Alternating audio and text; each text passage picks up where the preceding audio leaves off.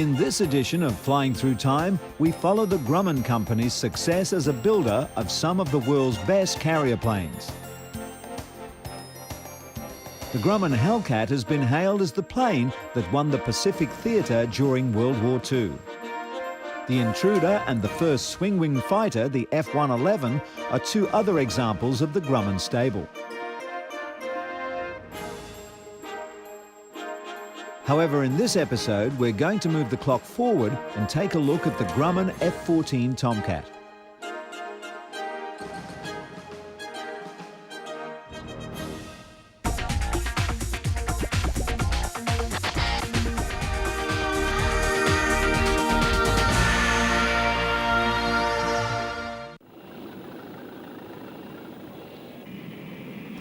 The original F-14A had two Pratt & Whitney TF-30 engines capable of producing a total of 41,800 pounds of thrust.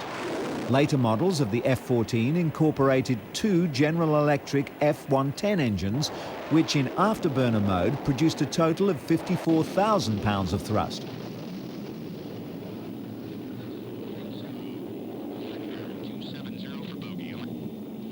The F-14 Tomcat is considered a large fighter.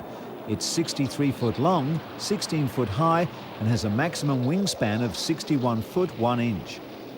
The F-14's cruise speed is approximately 610 miles per hour, and it has a maximum speed of 1,544 miles per hour, or nearly Mach 2, twice the speed of sound.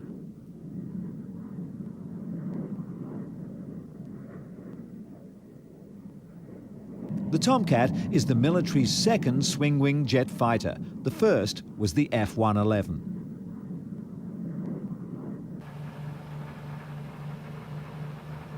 The Tomcat carried a wider range of armament than any other fighter before it. The two 20mm cannons were for close dogfighting.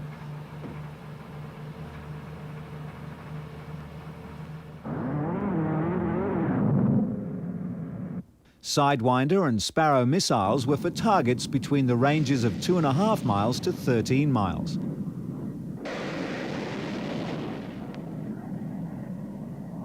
With an 80-mile flight capacity, the new Phoenix missile took care of long-range targeting. Grumman's 303 airframe was extremely innovative for its time. However, the engines weren't as advanced. Grumman decided to fit engines that had a proven record. They chose the TF-30. Unfortunately, during the late 1970s, some F-14s experienced very substantial engine problems. They were serious enough to consider the prospect of developing entirely new engines for the aircraft. This would have been an enormously difficult and costly exercise. It was decided that it was possible to make improvements to the TF-30. The improved engines were adequate and effective and continued to be used in the F-14A model.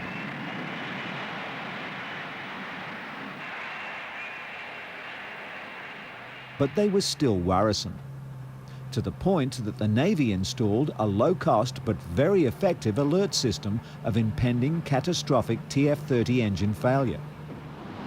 Later, F-14B and F-14D used two General Electric F-110 turbofan engines with afterburners.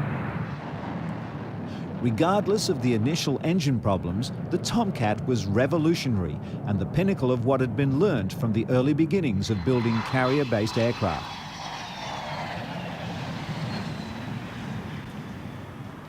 The difficulty with the advancement of carrier-based planes was that every step forward in aviation required changes to the actual carrier. The development of the jet engine rose substantial problems. Jet aircraft were getting heavier and heavier with every new model. They also got much faster. This meant that their landing and takeoff speeds were higher, and they required longer runways.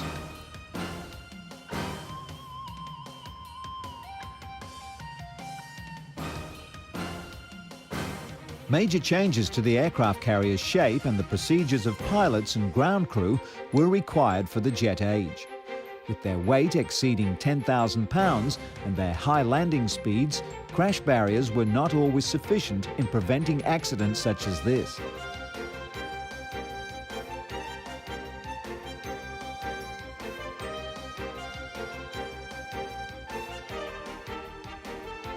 In the late 1940s, there was a huge increase in accidents involving planes slamming into parked aircraft.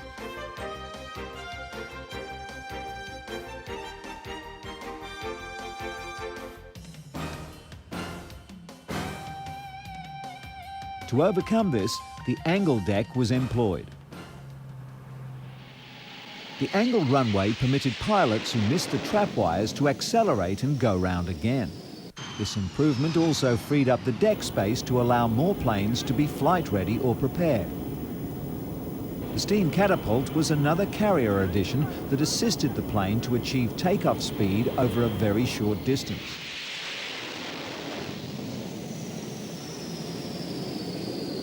An F-14 requires about 1 mile of runway to take off. On a carrier, this 30-ton plane is catapulted to 170 miles per hour in 3 seconds over a distance of 300 feet.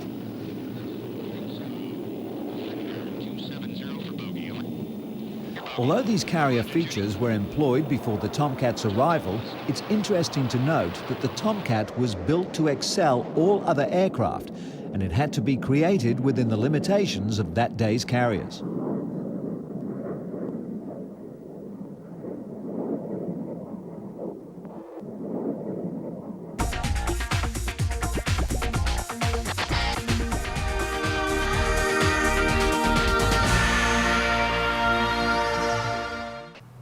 This is the Tomcat's second test flight.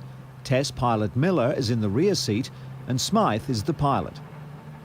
The first test flight was a simple see if it flies affair, and it was really only a takeoff, short straight flight and landing. It was uneventful. This second flight was more performance and handling based. Unlike the first flight, this one was eventful. The chase pilot noticed smoke coming from the rear of the Tomcat. A closer inspection revealed that it was hydraulic fluid. Within a few minutes, the plane started losing functions. It was basically bleeding to death. At about 100 feet above the ground and not far from the runway, the pilots were forced to eject, and the plane, Prototype 1, was lost.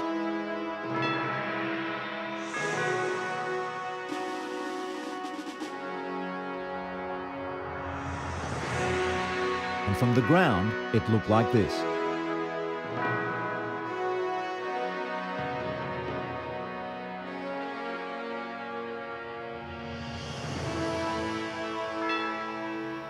This is aircraft number 12. It was redesignated as 1X to replace the lost one. This plane was to continue the test program and included the high-speed tests. Smythe, Miller, and the other test pilots were just coming to grips with the Tomcat, and although there were problems, it was fast becoming apparent that the Tomcat was superior to anything before it. However, at this time, the Navy and Congress were not convinced. One of the factors for their hesitation was the cost. The Tomcat wasn't cheap, and it still had problems. Throughout 1971, testing was still in progress, and the aircraft were performing better than anticipated. The teething problems were being ironed out, and the plane's sailability was looking good. This is Prototype 2 going through a routine.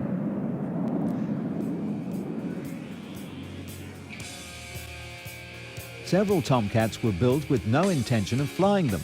They were simply created to be destroyed in destructive testing experiments.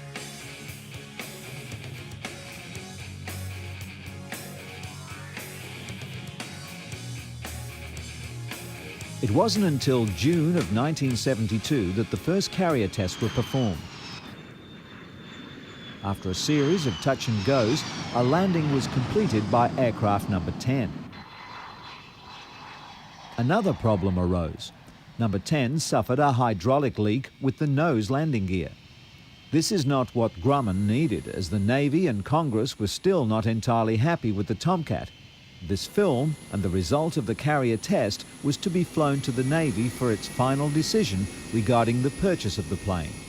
A hydraulic leak was definitely the last thing Grumman needed. As it turned out, Congress endorsed the plane that became an aviation legend. If Congress were to have made their decision the following day, it may all have been a different story, as plane number 10 and its pilot, Miller, were both lost. The program continued, and in the later half of 1972, production began and the F-14 entered service in 1973. The Tomcat has undergone many revamps since. In November 1987, the F-14B was released and it incorporated new General Electric F-110 engines, which solved the engine problems of the A variant. B, C and D variants followed, and most of the changes in these models were the weapons and defense capability of the craft. The Tomcat was the first fighter to have the remarkable Phoenix missile system. The test operation was called 6-on-6. If the test was successful, the system would prove to be a quantum leap in fighter ability. The objective of the test was for the Tomcat's pilot to attack and down 6 targets simultaneously. The targets included 2 drones that flew at supersonic speed, 3 training aircraft which simulated slower moving targets such as bombers, and another ground-launched drone to imitate a supersonic missile. On the radar, the 6 targets were identified and designated a prefix. From that point on, the pilot just pressed the firing button as the targets became locked on. Clock's 1. 1's away. 2's in the air. 3's in the air. 4's in the air. Check the target camera. At one time, all 6 missiles were in the air tracking their targets. This was due to the 50-mile range of the Phoenix. 5's in the air. 6 in the air.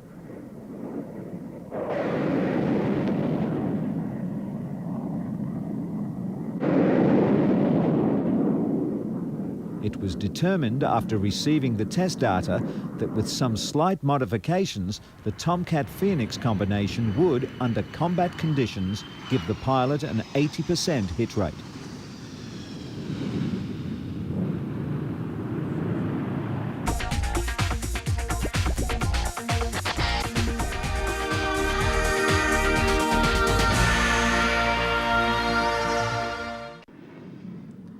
With the Tomcat Phoenix missile combination flying off aircraft carriers, the US Navy was very much at the forefront of carrier power. However, landing the planes was still a high-risk operation.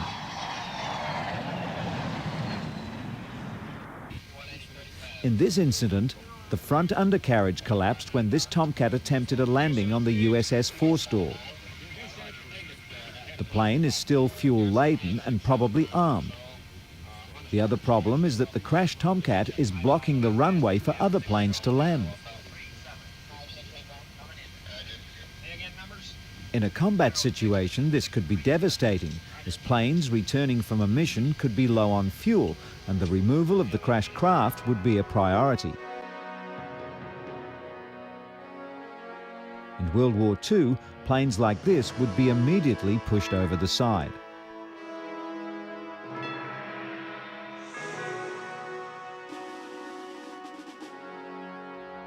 In another incident during 1976, 2 other airmen experienced a different problem. Their plane simply lurched itself over the side of the carrier John F. Kennedy. At the time, the Tomcat was so advanced and secret that the Navy decided to locate and raise the debris to prevent the wreck falling into the competition's hands. There were further Tomcat losses. 3 aircraft were lost in a week-long period in 1996. This initiated a safety stand-down of the Tomcat. The Navy placed interim restrictions on the F-14 in the low altitude and high speed environments. Afterburner use was also prohibited for F-14Bs and F-14Ds.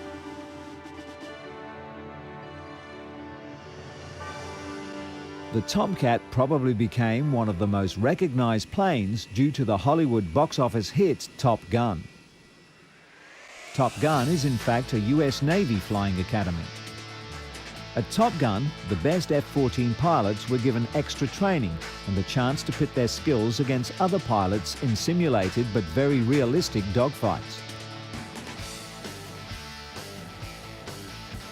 What's interesting is that the planes the Top Gun pilots went into competition with had been modified to give them flight characteristics of Soviet fighters.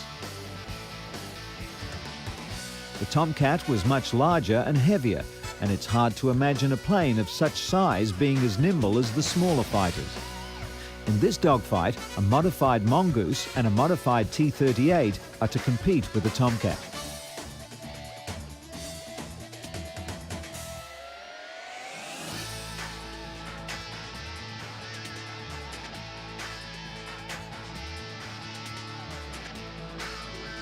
The 1970s saw development and production of many outstanding aircraft that are still in service with many countries. However, service life exhaustion is bringing on a slow phase-out of past legends.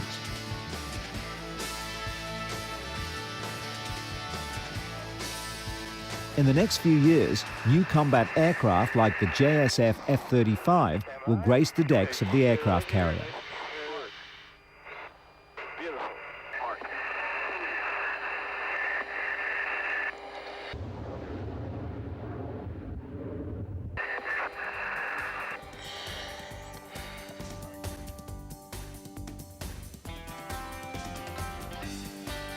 Since the beginning of the carrier, Grumman, now known as Northrop Grumman, has built many of the prominent carrier-based fighters, and although the F-35 is a Lockheed plane, Northrop Grumman are producing a number of important components of the aircraft.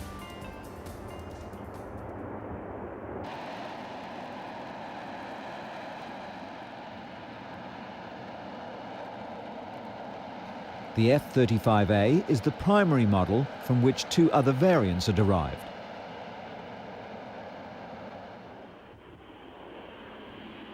The F-35A was developed for the US Air Force. The performance of the F-35 matches and in some areas exceeds any of today's top guns. But the F-35 goes several steps beyond any of the top guns with stealth capability, increased range on internal fuel tanks, and it has state-of-the-art avionics.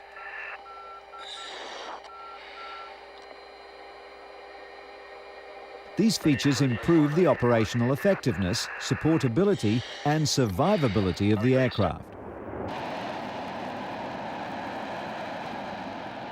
This adds up to unmatched combat effectiveness, enabling first look, first shot.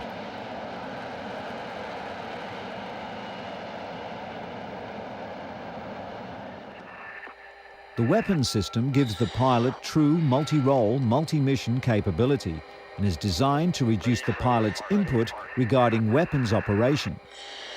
This permits the pilot to function as a tactician rather than a weapons system manager. The variant, for use by the US Marines and the Royal Navy, is perhaps the most exciting of the F-35 family. Like the Harrier jump jet, the Joint Strike Fighter has the ability to stop and hover in mid-air for vertical landings.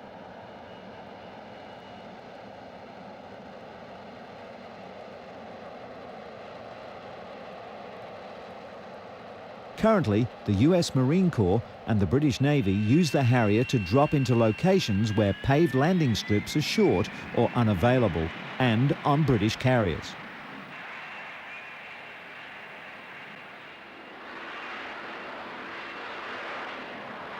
The Harrier has supplied a remarkable service over 3 decades, but it has some shortcomings. Engine exhaust from a Harrier's underbelly vents can kick up large pieces of material that can get sucked into the craft's air intake, and this virtually chokes the engine. The craft loses lift and crashes to the ground.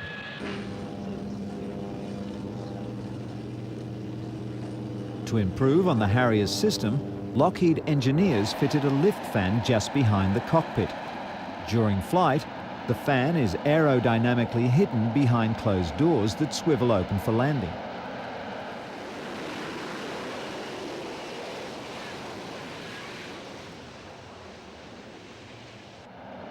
The jet's engine turns a drive shaft similar to a car's drive shaft that spins the fan and pushes cool air from above the plane out below.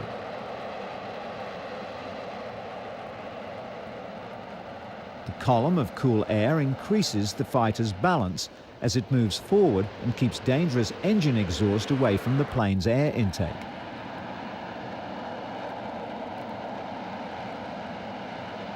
The lift fan generates nearly 20,000 pounds of lifting power, and the downward vectored rear exhaust supplies an equivalent amount.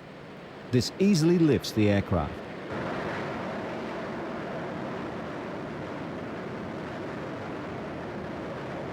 The US Navy has ordered another variant of the F-35 for its carriers. Due to the large size of their carriers, they didn't require short takeoff and vertical landing, so they opted for a version similar to the A model. The most notable difference is that the carrier version has a larger wingspan. However, due to the small size of the British aircraft carriers and the fact that they are set up for Harrier jump jets, the British have ordered the Stovall version of the F-35. The Joint Strike Fighter is capable of flying at nearly twice the speed of sound and is expected to cost between $37 and $47 million per plane. The cost of the plane is one of the reasons why the JSF F-35 has been widely accepted. But it is the projected operating costs that are also a consideration for buyers. The most current data predicts the F-35 JSF will cost 40 to 50% less to operate and support than today's Top Gun planes. The F-35 could possibly be a legend in the making, and it could find itself in the Hall of Fame alongside the Grumman Hellcat, Tomcat and F-111. Only time will tell.